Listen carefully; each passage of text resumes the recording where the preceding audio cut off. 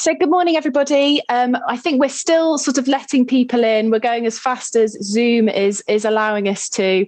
But I think in the interest of time, we're gonna get kick-started with this morning's event. So thank you so much, everybody, for joining us on International Women's Day. As usual with any of these events, if you've been to them before, we ask if you can tweet in your questions to @BroadcastRevo. And then what we'll do is I'll be asking Jess and Carol questions for the next sort of 40 minutes, and then we'll open questions up to the audience. So if you can tweet in your questions via that means, that would be great. Anybody who tweets questions in this way will be automatically enrolled in our Broadcast for Good initiative. And what this is that every quarter we will randomly pick a name out of a hat, and that person will get one free broadcast campaign which they can use against a charity of their choice or one of their charity clients. So without further ado, let's get started. So first of all, thank you so much, Carol and Jess, for joining us this morning. It's so fantastic to have two senior female figures in broadcast with us on International Women's Day. And so thank you for taking the time out of your busy Monday mornings to join us. I think what would be really great to kick us off is for you to tell us a little bit about your roles and how you've kind of gotten to where you both are. So Carol, I don't know if you want to start us off with that. So first of all, thank you for having me this morning. It's been fantastic to be in such good company.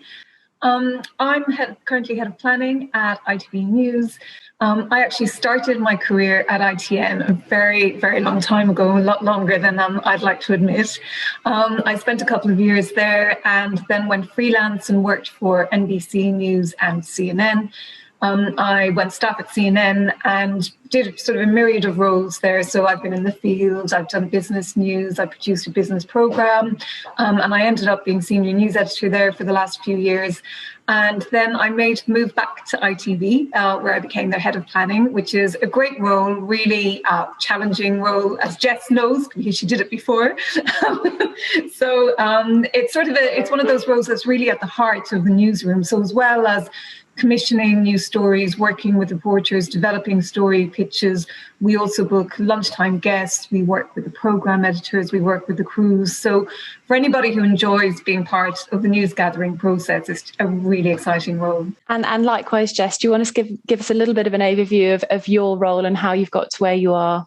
Sure. So I am currently Deputy Editor of Channel 5 News, which basically involves overseeing the running of kind of everything day to day.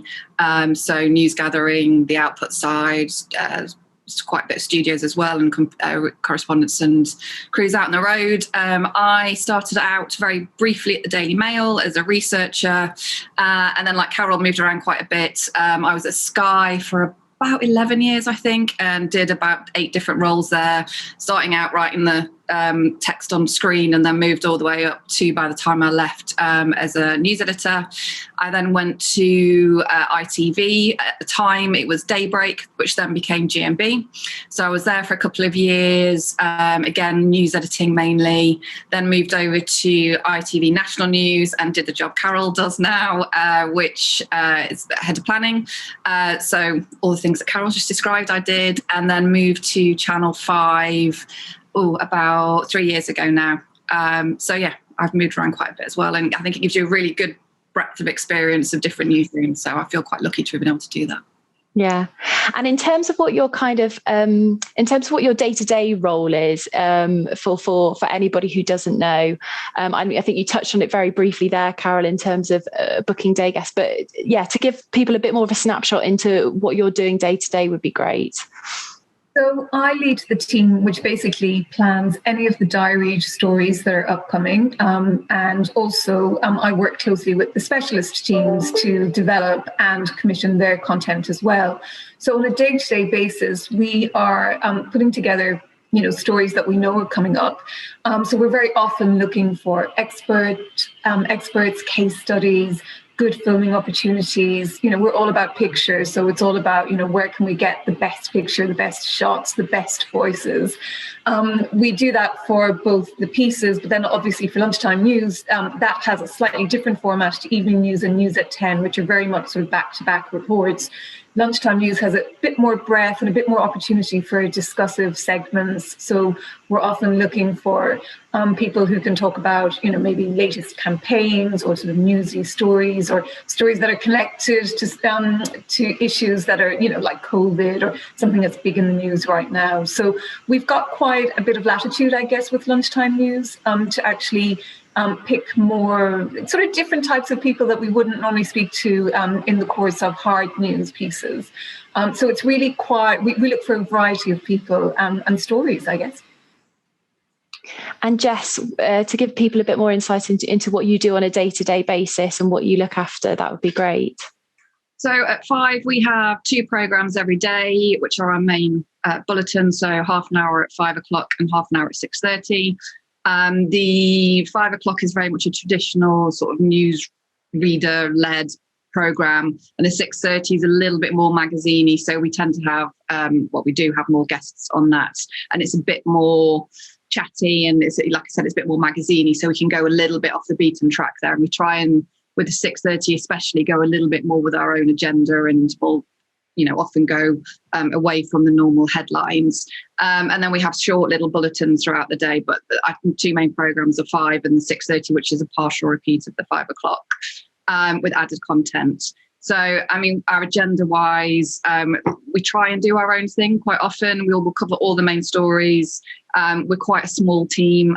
So I don't know if any of the people listening have been in touch with our planning team in the past. It is quite a small team, especially considering how much programming we make.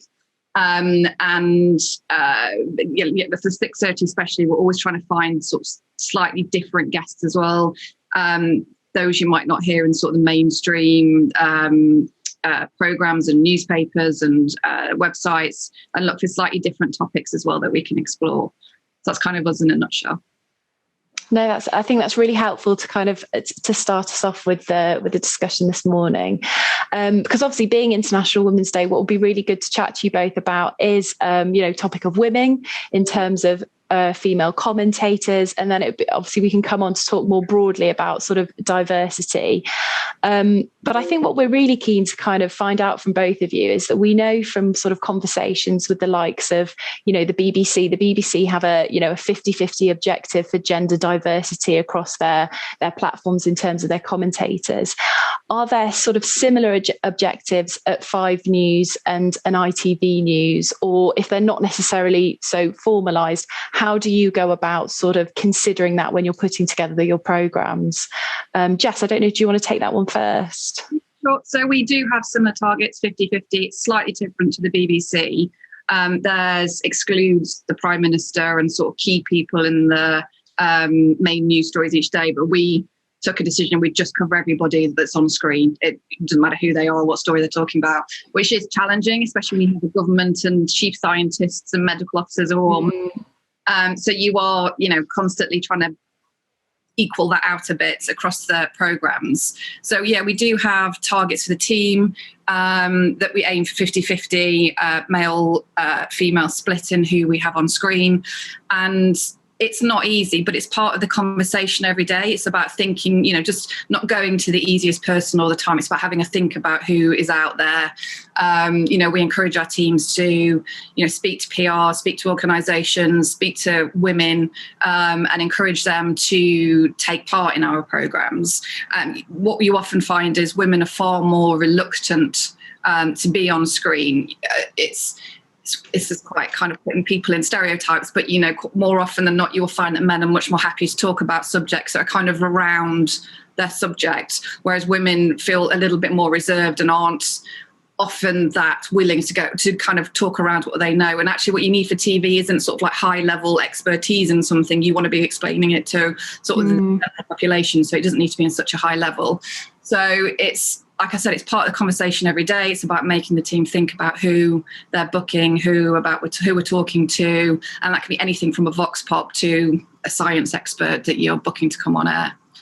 I think that's really interesting. And you've raised a couple of things, Jess, that I think would be great for us to kind of delve into a little bit sort of later on in the discussion. But to come to you, Carol, is that a similar approach with your planning in the same way that it's a consideration of the team and the team are pushed to try and go beyond those usual commentators and actually try to find new voices and new faces? Yeah, absolutely. And we have similar targets. We also have targets for those from ethnic minorities as well as women. And I mean, not everybody agrees with targets. And I guess in a perfect world, we wouldn't even need them. But it does at least give, certainly from a planning perspective, it gives us something to aim for. And it gives us a framework from which to work within and ensure that, and it ensures that basically that we are meeting diversity targets. Again, like Jess, certainly from a planning perspective, it does mean that in certain subject areas, you do have to search that bit harder to get that female voice or that voice from somebody from an ethnic minority or disabled person, going right across the spectrum of diversity. But we've also, from a sort of a company-wide perspective, we run programs for people, women in particular, who want to, I suppose, equip themselves with the skills to be spokespeople. As Jess said, obviously, sometimes there's a certain hesitancy. We just try to, and this is obviously outside of our COVID world. We haven't been able to do this in a few months, but we were at one point, sort of bringing people in, giving them some basic media training, showing them the studio, showing them the newsroom, sort of demystifying, I guess, the process that goes behind being a spokesperson on television. I think as Jess and myself know, it's not that glamorous. Sometimes it's just somebody rocking up and what to do. But really sort of demystifying that process. And again, as Jess said, we both produce programs, or we both work for programs that are quite broad brush. They appeal to people right across the country. So we're not going to be interrogating people to the extent that they might be if they're on a specialist program, for instance. We just want somebody who's really able to explain issues in a really digestible and relevant format for our audience. And that does tend to be, quite, I suppose, just explaining things so that they're not as complicated as maybe they are in real life. So that's so I think we work on a pretty similar basis, but we just have had to try a little bit harder to make sure that we do adhere to to our aim, which is to be diverse and to be relevant for all of our audience. Because I suppose as well as wanting to make sure that you have a diverse range of commentators, those rules of what makes a good spokesperson still apply. So I suppose my follow-up question would be is how do you sort of square that circle between going for somebody who's taking the guest who's the best speaker that's going to offer the most interesting, whilst trying to be conscious that you're demonstrating that diverse range of people. Jess, if you want to answer that one first. I mean, it's it's a bit of a hard one. Yeah, isn't it? I mean, you do want the best speaker, so we're not going to not put men on, or just because you're a man that means it's not going to get on air. That's not what we're trying to say. What we're trying to say is look for women who we all have different perspectives, and we all there are experts who are women in every field. For example, one of my favorite space experts just so happens to be a woman. So it's just about finding people who can add to your programs and encouraging different people. Like Carol says, it's not just about gender diversity, it's about ethnic minority diversity, disability diversity, sexuality diversity, different socioeconomic diversity. It's just about getting people on screen who represent the people that they're talking to. So you do want the best person, but that doesn't necessarily have to be the top professor in that field that happens to be a man. It could be the person who's, the woman in the team, or, who's maybe not a senior, but is brilliant at explaining things to, like Carol said, an audience. We're not broadcasting to high levels, experts in science or whatever the subject might be. We need a general overview. So it's just about finding the best person who can do that. And it's, somebody who can connect with an audience. And do you find you have more engagement from your audience when you use more female spokespeople, or if you have someone like you said there who's from a different sort of ethnic background or can offer something? I suppose it's almost like whilst they're talking about the issue they're on to talk about, there might be something in addition they're able to offer from their perspective that kind of builds the interview out more. But do you find that it increases that engagement and it has that kind of positive engagement with your audience? Absolutely. One of the things for us, Claudia Liza, who presents our 6:30 programme, We get loads of engagement with Claudia Liza. She's, really active on social media. And she, a lot of young Black people will get in touch with her who's been inspired by seeing her on screen and want to come and work for us. And so it's everything. Once we see people on screen that reflect us, be that whatever kind of diversity, it does make people engage a little bit more. And that's a brilliant thing. Yeah. And I presume yours is a similar approach, Carol, in terms of my original question, in terms of how you go about getting the kind of a good spokesperson, but, and the right spokesperson whilst being mindful of showing a diverse range of guests. Yeah, I mean, we're never going to compromise the integrity of the story. That would just be irresponsible. But there are different avenues in which that we can make sure that our stories feel diverse and relevant. And, if we can't get a female spokesperson, then perhaps we'll get a female case study, or we can go out and get Vox Pops and find, some really great women to talk to, or people from different ethnic minority backgrounds, et cetera, et cetera. So there are, just because one, we're not anti-men, just because, the best person to speak to might be a man, then that is the person we're going to speak to. But we have other ways of ensuring that we can still produce a really diverse product. Yeah. Because I know you mentioned there earlier, Jess, about sort of women who might be more reluctant to speak on certain issues. What are the stories or industry sectors that you find lacking female spokespeople, or you really struggle to find, I suppose, female spokespeople, but more kind of, spokespeople from ethnic minority backgrounds or more diverse? What are those stories that you really struggle with? I would say typically in the past science, but I think the pandemic has shown us some brilliant women experts out there who can talk about anything, to be honest.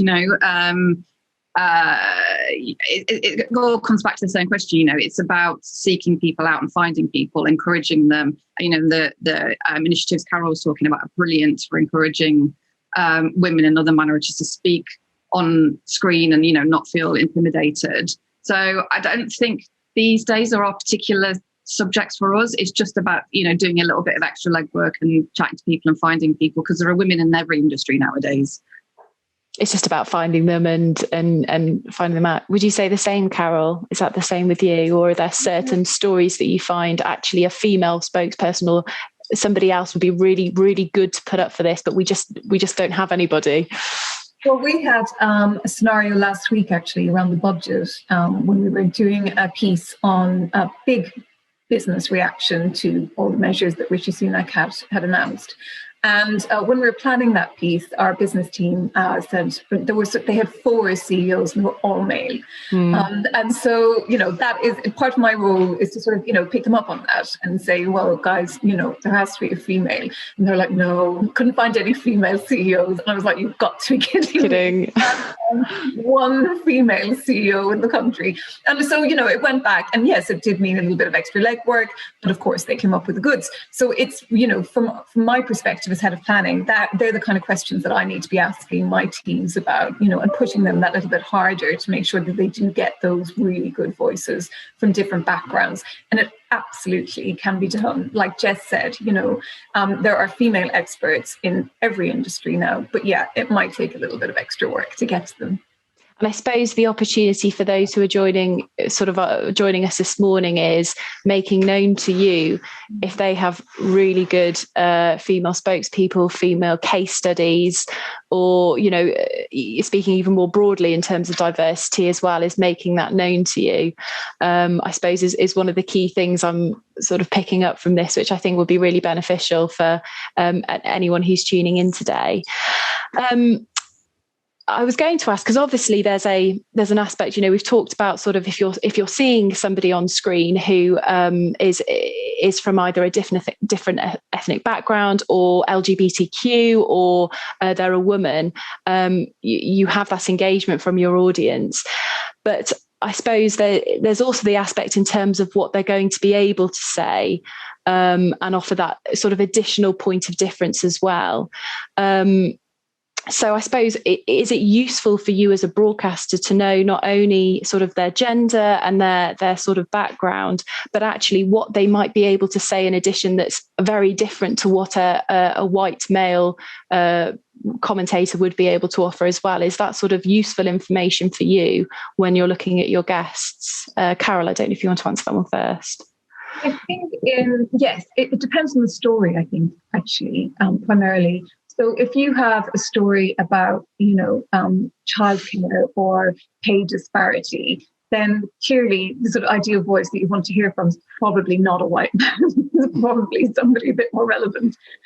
Equally, we've done a huge amount of coverage on the vaccine pickup in communities where where there's a large contingent of those from ethnic minorities. Again, we need to hear from those communities to make that story relevant and to really, cover it in the best way possible. So I think there absolutely are times, and many times, when diverse spokespeople actually give you a greater insight into this community and into the issue that you're discussing. But that's not. I wouldn't say that's a blanket viewpoint. I just think that is the reality when it comes to many stories. But there are, there are tons of other issues where, it doesn't really matter whether the person's male or female or wherever they come from. But it just means that you don't want to be producing a program or a bulletin which is just with the one, which features the one type of person. So it's always a bit tricky. It's always a lot of balance, but primarily at the heart of all of that are the stories that we're trying to tell as well. And would you say that's the same with Channel 5, Jess, a similar sort of approach? I would. And one thing I would say a little bit further than that as well is, we talk about, targets and, having equality on screen. But part of that as well is being a little bit careful about, if you are doing a story about childcare, that you just don't always automatically speak to a mother, that, you're thinking about representation, that, dads look after kids as well. And, you're not casting, if you're doing stories about, I don't know, horrible things like rape, it's not just always, women that you talk to. You have to be mindful that you don't just always go to women to talk about what you perceive as women's subjects. So I think it's about casting, different diverse groups in positive lights, as well as just, you have to be mindful of all of those things as well, that you have got a balance across subjects and all your topics that you're covering, that you just don't automatically default to certain stereotypes as well.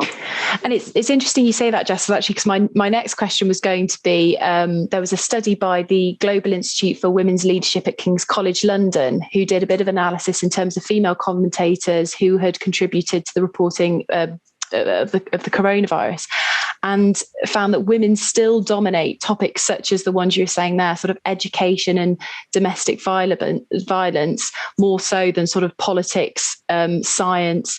So I suppose my question was going to be, what do you think are the problems? Do you think it's necessarily that companies just aren't, or organisations aren't championing their female spokespeople, or do you think it's that reluctance you spoke about earlier that very typically we as women probably more stereotypically fall into, where we sort of a little bit sort of backwards and coming forwards? What do you think the problems are? I think two of the problems you talked about are issues. But then if you look at education, for example, the vast majority of teachers are women. So you are going to end up with more women talking about education, domestic violence, spokespeople. They tend to be women because they're attracted to those industries. Nurses are predominantly women these days because they can be more attracted to those industries. So you are kind of up against that kind of challenge as well when your people you're talking to are predominantly one sort of gender. But again, you can balance that out. You can talk to male teachers, you can talk to male nurses, you can talk to female doctors. It's just about, again, representing all kinds of voices and giving, viewers and young people, especially, role models to kind of enter into those work environments. Exactly, that aren't necessarily, you say, is not necessarily conforming to the stereotypes, but actually you've got that variety of difference on both sides, which I think is a really interesting point. Would you say the same, Carol? Is very similar with you, or? Yeah, I mean, and I saw that study, and I did wonder sort of where the data, how robust the data was, because actually, if you look at COVID, there's been some amazing women leading the charge. You've got Kate Bingham, who's responsible for one of the most successful vaccine programs of our time, probably the most successful. Dido Harding for Test and Trace, people like Jenny Harries, Yvonne Doyle, like amazing women who are right at the front line of this national, this national fight against this virus. So, and I think, what we've actually done really well, and I think, Jess, you might agree with this, is we have actually sought out epidemiologists, doctors, experts and virologists, all, some female, some from ethnic minority backgrounds, but it's, it's such a, I don't know, it feels to me a little bit black and white to say that women have been underrepresented during COVID. I don't think that's necessarily the case, actually. And Jess is right. There are some areas that just due to reality will be, proportionately, I suppose women are over proportionally represented in certain sectors. But actually, I think we've really cultivated a program of really good voices and having, really diverse voices to cover, especially COVID, I would say. I wonder if it's a case of those who've just been tuning in and they've been the daily press briefings and they see the three male figures as the representation of the COVID coverage. If there's an aspect of that in play as well, because actually, interestingly, in this study, which I suppose both of you kind of answered in that question there, they were saying there'd been a real lack of female voices in the reporting of the coronavirus coverage, and whether that related to men being typically more forthcoming in a time of crisis and women taking that step back. So my follow-up question was do you think that's true? Which I sense is probably no. And have you struggled to get female commentators and experts on your news program to do the kind of reporting of, to comment on the government announcements or restrictions or anything like that? Carol, do you want to take that one first? Yeah, I mean, I actually don't think that's a really accurate depiction of what's been happening over the last few months. I just don't. And I don't accept that. As I say, I don't think we've ever had a shortage of particularly female voices.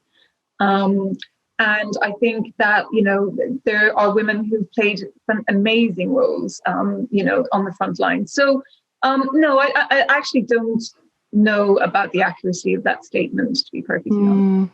And I get the thing about you have had the 5 p.m. pressers with, Balance, Whitty and Boris.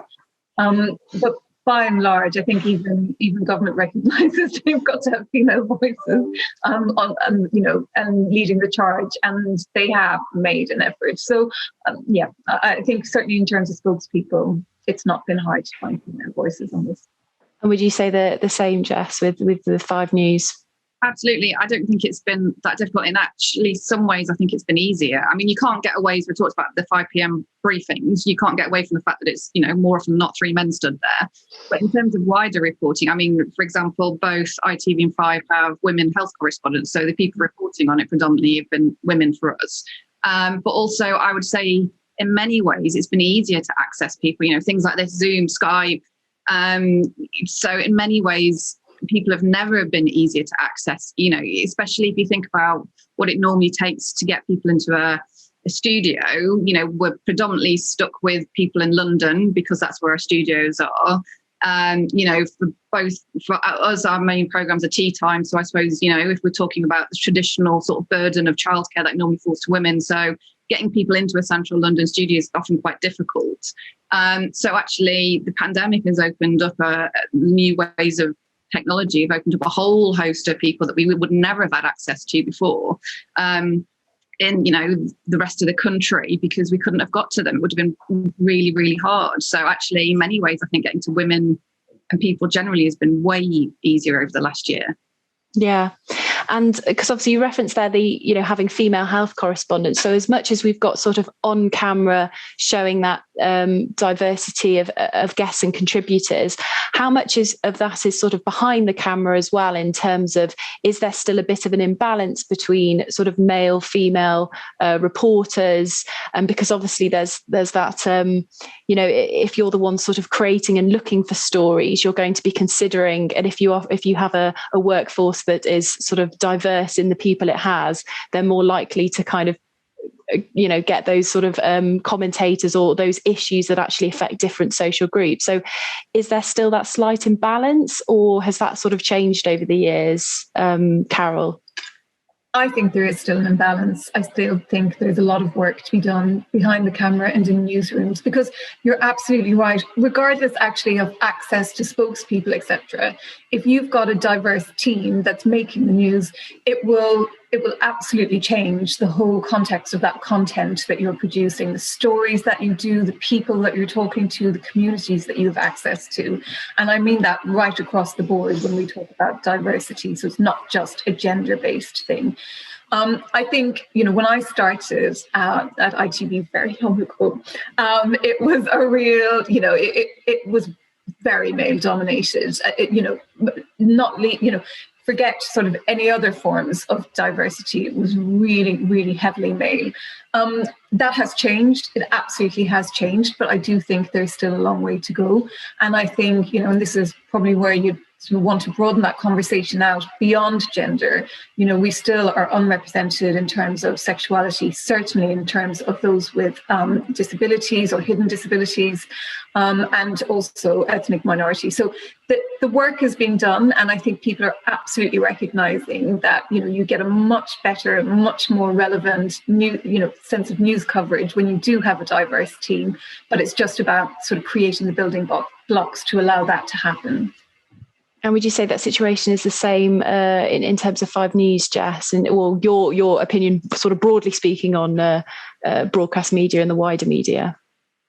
Just taking the wider media to start with, I do agree with Carol. It's changed massively since I joined the industry, 20 years ago. It has come on leaps and bounds in all types of diversity. It's really, really improving. There's a real commitment across the industry to improve that as well. In 5, we are, we're actually quite an anomaly. We have more women than men in the gender balance effect. But also, as Carol said, it's about, diversity of representation, and in your meetings, it's about who's making the news in that team. And the more diversity you can have, again, right across the board, you can list them all off, but if you have different people, they're all going to bring a different experience, a different thought process.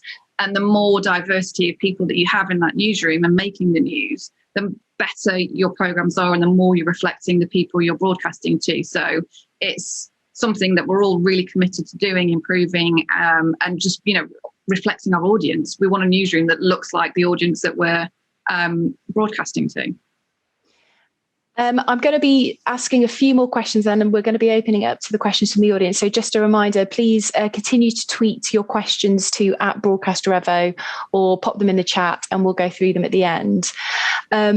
So we've kind of talked about broader sort of inclusivity. And we obviously touched on at the beginning of the conversation about how, from a spokesperson point of view, it's about pushing and encouraging teams to go out and find and build their sort of black book full of female or diverse spokespeople. But in terms of how you approach topics and issues and news stories, how do you try to be more inclusive when putting together your programs, and how do you, obviously you'll always sort of be covering sort of the news agenda and stories you need to cover, but how do you kind of go about doing that, Carol? Well, first of all, from a story point of view, I mean, we have a general sort of framework, I guess, within which we work, which is obviously, the very, as you say, very newsy stuff at the top, the stories that you have to cover. But we also then look for a range of what we call sort of part 2 stories, which are often, maybe consumer-led, health-led, a bit more human interest, ending with the and finally, uplifting and finally. Within those, I guess, you are looking for a sort of what we call sort of a poppy rundown. So it's, something that it gives you a good mix of stories, which keeps viewers engaged, and everybody really feeds into that process. But I guess from my perspective, if I'm looking at a perspective rundown for the following day, I can see what my top stories are. I'm not going to put in 2 stories that are sort of along similar lines. So, so I change it up and mix it up that way. But then just in terms of engaging sort of injecting diversity into those pieces. Jess sort of touched on it earlier, which I thought was really interesting. It's about also finding not the unexpected, but not adhering to the same old stereotypes. So making sure that the case studies that we talk to, while they are incredibly relevant to the stories, might not necessarily be sort of the first port of call that people might think of. So it's sort of that breaking down mindsets as well. We did a piece on weddings, about sort of the fate of the wedding industry around the start of lockdown, and we featured a gay couple, which was absolutely normal really for most of us, but again, it just it wasn't. I think the first thing you would do is go for a man and woman, so it was just again an interesting take, and I think you were always looking for that different voice. I mean, I've started sort of a newsletter to kind of sort of ask for people to come forward with stories and voices and experts, because I just feel like I really have to kind of go that extra mile to make sure that I'm getting the best voices. So it's constantly thinking about, am I telling the story in the right way? Is the reporter telling it in the right way? Is there something that we need to do to kind of freshen up how we're approaching certain subjects? Are we becoming a bit lazy and going to the same people? We work in a really pressurized industry, and sometimes that does happen just through, lack of time. So it's always about sort of like evaluating and challenging yourself as well. And would you say that's the same sort of approach at 5 News, Jess, in terms of trying to be inclusive in terms of the topics and issues you're covering, as well as the commentators that you're having to kind of talk about it? Yeah, absolutely. I mean, to echo what Carol was talking about, for us, we cover 6 or 7 stories per programme. So, you're going to cover the main stories of the day. I mean, our agenda is going to be slightly different to ITV, to Channel 4 is different again. So we all have our own sort of should we say biases towards certain areas, because that's the kind of programs that we make for the audience that watches. So we would cover the main stories of the day and what we would call sort of more featurey items, and it's kind of the best advice I ever got was, if it's interesting and you would watch it, then more often than not the audience would be interested and watch it. And that's, you're trying to make interesting watchable programs and inform people about what's going on in the world. So that's your kind of driving sort of thing to start with, and yeah, I mean, you're not, like Carol said, you're not going to do 3 education stories in a program, because that's half your program done on one topic. You try and diversify the subjects that you're covering, so you write main stories, something consumerish, as Carol said. We even went through a phase in the pandemic where it was really grim that we did 2 unfinalists for a while in the program. It's like so grim. Everyone needs something to be a bit, uplifting and fun and cheer them up a bit. So we had a real drive on that. And generally, ending programs with a light note, especially at the minute, because the news can be really grim. That's something that appeals to our audience that we try to do. I mean, look, Carol covered it all really comprehensively, but yeah. Yeah. And I suppose you mentioned there about the and finally, and I suppose that response, do you feel that responsibility more? Do you think there's more responsibility being put on broadcasters? And I suppose the media will more widely, like we hear about sort of mental health and the impact on mental health, and how much does that kind of inform what you do when you put together the programs, or that feeling of actually it's been incredibly heavy today and we feel very conscious about our viewers and how they're experiencing this? Do you think that's something that's been heightened during the pandemic, Jess?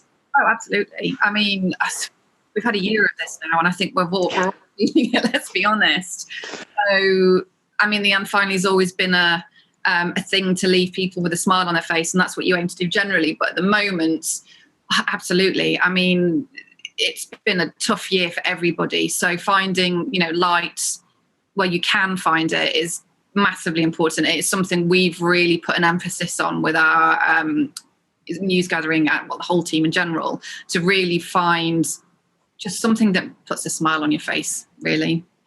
And do you think that will stay as we, hopefully come out and times look more positive ahead?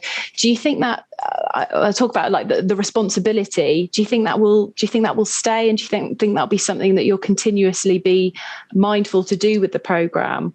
As we kind of come out of lockdown and hopefully things start moving forward and normality resumes itself?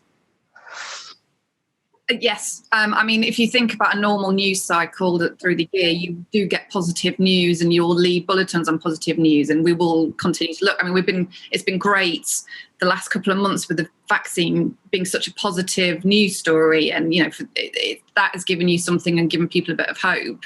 So I think when it has been particularly grim, you do focus on that bit more to try and dig those stories out, whereas normally they kind of surface naturally. So it will continue. It was there before, it'll continue afterwards. And would you say the same, Carol, in terms of ITV News and the output? Yeah, absolutely. I think, you know, there are two things for me. There's one, you know, we get a lot of criticism, you know, particularly sort of national news about being very depressing. And, you know, to be fair, that sort of reflects reality sometimes. It's hard to be uplifting, you know, when you're in the middle of a pandemic. But it's about two things. It's about, A, acknowledging when things are going right, which I think with vaccinations we've been able to do. And really, you know, not be cynical when it comes to that coverage, and make sure that, you know, we are sort of accurately depicting the effects that, you know, that program might have on all of society. And then finally, I mean, you know, it's the greatest part of the bulletin for me most of the time, unless I've not managed to find a really good one. But and the bar goes up, you know, all the time, because it's about, I suppose, a lot of these finalies are based around individuals doing fantastic things in their communities. We've had a series called Lockdown Legends, which we sort of put into place to sort of highlight these kind of amazing people. But, you know, it can be really tough to find that story, but it's 100% essential. And, you know, I feel as head of planning, if I'm going home at the end of the day and I don't have two and finally set up for the following day, there's definitely a sort of a personal level of disappointment, I have to say. And is that useful then to get a specific and finally sort of pitch into your inbox then? That's the kind of thing that's actually quite useful at the moment if you're looking to fill that slot, Carol? 100%, probably beyond anything else, I would say. And I think some people, you know, I do want to say that it's, you know, you have the sort of the motivation behind the person who's doing the good thing, or the motivation behind the and finally is really important. So if it's somebody who's doing something for not purely altruistic reasons, then, you know, it might not quite make the bar. Also, you know, when it comes to finalies, there are certain things which have been done and done again. You know, Captain Tom, an amazing man, but he set off a spate of people, especially elderly people, doing sort of, you know, physical pursuits. I'm not sure we can take any more of those, you know, people who are, you know, doing great things, but again, you know, kind of things that we've heard about before, again, might not make the bar. So I think originality, and if you think about, you know, if you haven't seen this kind of story before, definitely pitch it. Brilliant. I think just as a final thought, because obviously it is International Women's Day today, but I suppose there's an aspect of actually as brilliant today it is in acknowledging all the things that are wonderful that I say about women.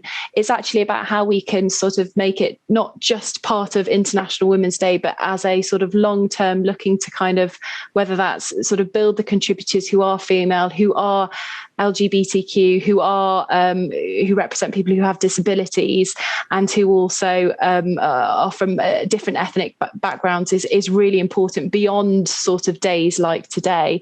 So I suppose my final question before I go to the audience is, and it's probably quite an obvious one in terms of what you've spoken about for the rest of this morning, but what should organisations and people who are sitting on and watching this event today, what things should they be considering sort of early on when they're either planning activity or they're looking to kind of work with both of you on your programmes? Jess, I don't know if you want to answer that one first. First of all, I'd like to say, and Carol touched on this earlier, it would be lovely when we get to the day where we don't even have to have this conversation, that it's just part and parcel of what we do. That would be amazing. But second of all, when you're pitching stories as a kind of more general note, you know, just think about the story, think about your specific pitch, tailor it to who you're pitching it to, which I can imagine is difficult because you're going to be pitching it to loads of people. But, you know, don't come to me as a Channel 5 person and say, I've got a brilliant story for your finance bulletin. Well, I don't have a finance bulletin. So, you know, be specific, tailor it, you know the landscape, you know what the programs are. That would be my biggest tip in terms of pitching. And then just think about what the elements you've got that you are pitching, case studies, relevant case studies to the story, the experts that they're available when you've got your story coming out. So just think about the mediums that you're pitching to and the elements that you've got. And I think that's a good basis to start. And Carol, anything in addition to those points from Jess? Yeah, I mean, I just think, when you're planning your media strategy, be it in general or be it pegged towards a certain event, think about the people that you're offering up as spokespeople. Are they, is there somebody different that you can offer? Is there somebody within the team that might not have necessarily the most grandiose job title, but actually is a really good talker and could really explain sort of your goals and your aims and what you're about? Is it worth putting that person? When it comes to case studies, again, we go the extra mile to try to find diverse and relevant case studies. Is that the same for, can you do the same as a comms person or a PR person? Is it worth digging a little bit deeper so that you've got something different to offer? I would echo a lot of what Jess said in the sense of know who you're talking to. Please don't offer people for your radio show. It's just not helpful. Please, know the kind of, one thing that is a real bugbear for me is people not really recognizing what the ITV News product is and what we do as a news program. So again, there's no point in sort of pitching a story that's really niche about, some sort of fintech, development that's probably not going to go anywhere with me.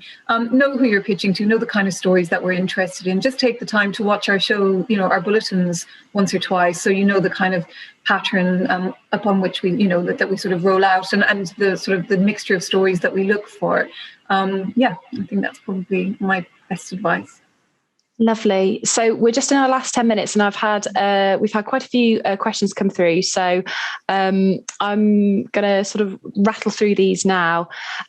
So we've had one question in that, Carol, this might be best for you to answer. What's the best way to tell the planning teams and news desks about great female spokespeople?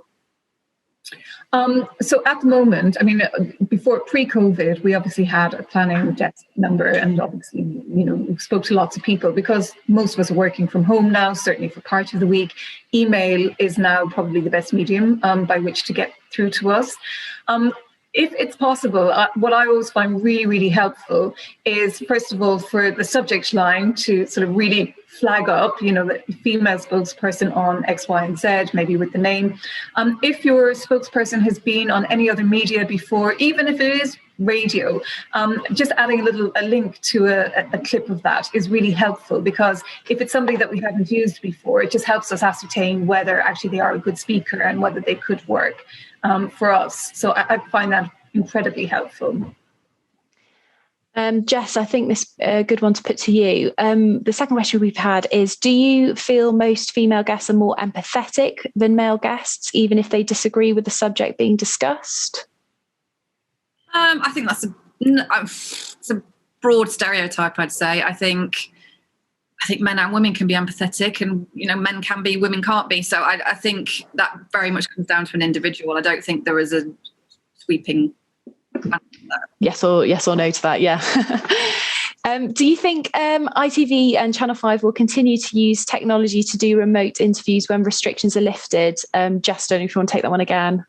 Absolutely, without a doubt. I think the pandemic and the way that we are news gathering has revolutionised things. Like I said earlier, we've never had such brilliant access to people. There are experts in Scotland or the north of the country or the southwest of the country that we'd never in a million years, and case studies that we'd never in a million years have got to previously, just because of the confines of where we're based.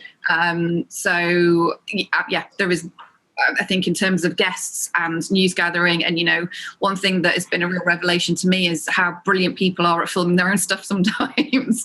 Obviously we're not going to turn totally to that, but if you've got somebody who's in far end of Cornwall that you can't get to, you might get them to do a little bit of setup filming for you. So I think things like that will definitely stay. Carol, how far do you plan in advance? And is it best to go to the producers direct, or is it general planning desk best? I think probably general planning desk is the first port of call, because at least they can sort of reroute your pitch somewhere if they need to, if it needs to go to a specialist team, whatever. They also, what's really good about going to a planning desk first is they will have broad oversight of everything that's coming up. So they'll actually be able to ascertain very, very quickly whether what you've pitched is relevant or not. And then in terms of how far I plan in advance, I mean, some things, if I'm, sort of broadly speaking, there are big themes that we're looking at right throughout the year. And then I work, again, if there are big set piece events coming up, they might be several months down the line, but I'm working, to them. And on a day-to-day basis, I'm probably working weekly and then daily. So, very sort of concerted eyes on the week ahead, and then clearly working on a day-to-day basis as well. I've actually had one here for both of you. What are Carol and Jess's stories they've covered that they're particularly proud of and really stick in the mind as a career highlight? I don't know if one of you has one ready to go and wants to go first. Is it putting a little bit on the spot to rack your brains? But no, you go first, Jess. I'm sure you've loads. Just this year, we did a really ambitious project, which actually, I think we sort of underplayed to a certain extent, mainly because we weren't quite sure it was going to work. But we sent our health correspondent Emily to 4 ICUs across the country back to back. On a Monday actually it ended up being a Monday to Friday. We did take a break one day in the middle, and it was a really ambitious plan. It's not easy to do these shoots by the very nature. They're quite stressful. There's obviously a lot of, health and safety concerns. And they also tend to look a bit samey unless you go in there with a different story. And we managed to pull off these 4 pieces, the same team going up and down the country. It was physically grueling. It was definitely mentally grueling. We got some of the most amazing stories from it. And we focused on things like the mental health of those on the front line, and really heard from people who had just been through, sort of wave and wave of patients coming into their wards, in the most terrible sort of circumstances. And it was just a body of work, which for me, as I say, I wasn't sure we could pull off, but I was absolutely so proud of at the end of it. And Jess, if you got one to add as well. Personally, being involved in a story, I think Grenfell coverage that I did when I was at ITV, I was acting as head of home when that happened. Randomly woke up at 6 o'clock in the morning and saw what was going on. And from then, the whole day through till 10:30 at night was just like constantly trying to tell the story, find out what was going on, and that I don't even remember half the day. It was just an unbelievable day and an amazing example of that team pulling together and covering what was a horrific story for both those in the field and those back in the newsroom. And that I was really proud of that as in a big news event. But also there's been some amazing sort of special programs that we've done on 6:30 at 5 that have just been amazing. One of which was about stillbirth, and our team of 2 producers worked tirelessly to pull that together. And, we had a half-hour program just looking at that subject and, busting the myth of that. And, is something that's not really spoken about very often. And so having a half-hour program of women talking about their experiences I was really, really proud of that. And such a small team putting such together an amazing program. It was something quite special. And maybe one again for you, Jess. What advice would you give to a female who doesn't feel confident dealing with media? Is it just to encourage her to speak, or how do you go about it? Because I know you mentioned earlier about women being reluctant. What would your advice be on that?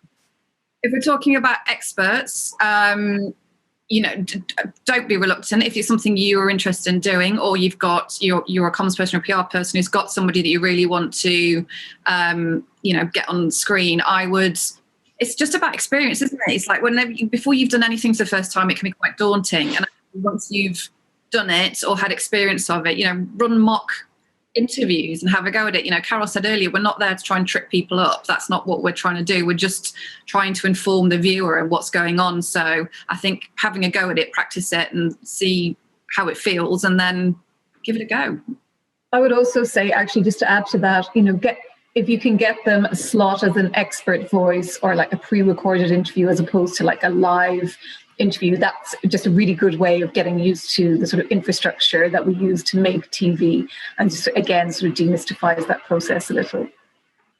And as a follow-up to that question, they've also put on that note, any advice on handling men to lift up women in this area?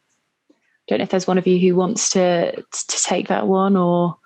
Well, I suppose that comes back to strategy, doesn't it? And your media strategy and the kind of people that you want to put forward to represent your product or your brand or your company or your charity.